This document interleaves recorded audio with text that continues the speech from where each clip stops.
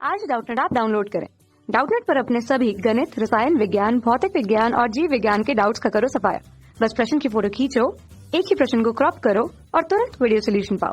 अभी डाउनलोड करें। प्रश्न में दिया गया है कथन विकार्बोक्सिलीकरण के लिए क्रियाशीलता का क्रम है तथा दो अणुओं के बीच में क्रम दिया गया है। पहला है प्रोपेनोइक अम्ल और दूसरा है आइसोब्यूटेनोइक अम्ल। ठीक है, इन दोनों अम्लों के विकार्बोक्सिलीकरण का क्रम हमें यहाँ पे दिया गया है।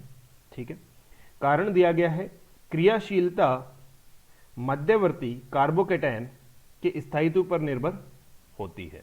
ठीक है, और सही उत्तर के चयन के लिए हमें चार विकल्प दिए गए हैं। विकल्प ए, विकल्प बी, विकल्प सी और विकल्प डी। ठीक है,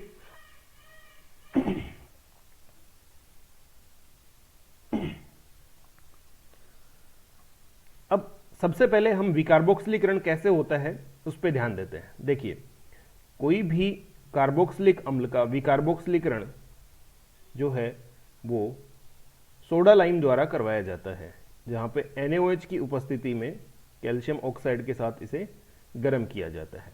इसमें पहला पद होता है कि NaOH एक क्षार है, ये अम्लीय हाइड्रोजन को बाहर निकाल देता है तथा इस प्रकार का ऋणायन यहां पे बच जाता है।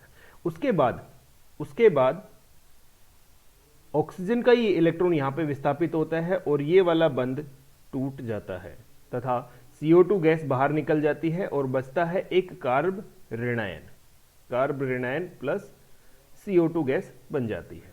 ठीक है, जो कि कार्ब ऋणायन बाद में फिर से H प्लस ग्रहण करके एल्केन में परिवर्तित हो जाता है। ठीक है, तो यहां पे जो मध्यवर्ती बनता है विकार्बोक्सिलीकरण में, जो मध्यवर्ती बनता है वो मध्यवर्ती बनता है एक कार्ब ऋणायन तथा क्रियाशीलता जो है, ठीक है, विकार्बोक्सिलीकरण की जो क्रियाशीलता है वो इसी मध्यवर्ती के स्थायित्व पर निर्भर करती है। मध्यवर्ती कौन है? कार्ब ऋणायन के स्थायित्व पर निर्भर करती है। कार्ब ऋणायन जितना ज्यादा स्थायी होगा उतनी अधिक क्रियाशीलता होगी।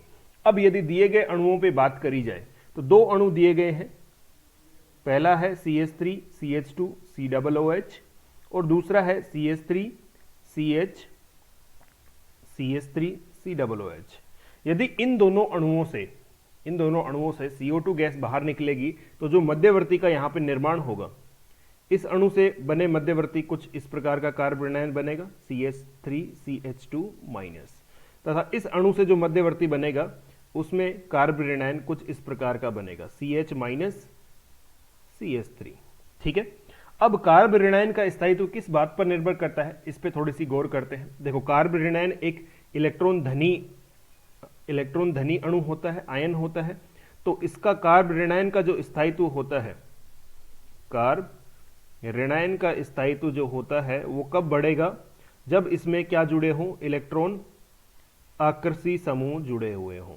इलेक्ट्रॉन आकर्षी समूह जितने अधिक होंगे उतने ही अधिक स्थायित्व होगा। यदि इलेक्ट्रॉन दाता समूह जुड़े हुए हैं तो इलेक्ट्रॉन दाता समूह जितने ज्यादा होंगे स्थायित्व उतना ही कम होगा। इलेक्ट्रॉन दाता समूहों के व्युत्क्रमानुपाती। यहां पे दोनों कार्ब ऋणायन में एक में एक CH3 है जो कि एक इलेक्ट्रॉन दाता समूह है। ठीक है, दूसरे कार्ब ऋणायन में दो CH3 समूह हैं जो कि दोनों इलेक्ट्रॉन दाता समूह है। अतः हम कह सकते हैं कि जिसमें अधिक इलेक्ट्रॉन दाता समूह होंगे उस कार्ब ऋणायन का स्थायित्व कम होगा।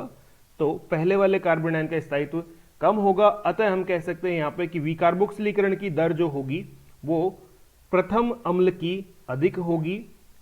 किसकी तुलना में? द्वितीय अम्ल की तुलना में। तो यदि यहां पे दिए गए कथन पे विचार किया जाए, कथन दिया गया है विकार्बोक्सिलीकरण की दर जो है इसकी अधिक है और इसकी कम है, अर्थात ये कथन क्या है? सत्य है। ठीक है, कारण पे बात करते हैं। क्रियाशीलता जो है मध्यवर्ती कार्ब कैटायन पर, कार्ब कैटायन नहीं, मध्यवर्ती क्या बनता है? कार्ब ऋणायन। अतः हम कह सकते हैं कि ये कारण जो है ये एक असत्य कथन दिया हुआ है। ठीक है, यदि सही उत्तर का चयन किया जाए जहां पे कथन सत्य है, कारण असत्य है, तो इस प्रश्न का सही उत्तर होगा विकल्प सी। कक्षा 6 से 12वीं से लेकर नीट, IIT, JEE वो एडवांस के लेवल तक 1 करोड़ से ज्यादा छात्रों का भरोसा।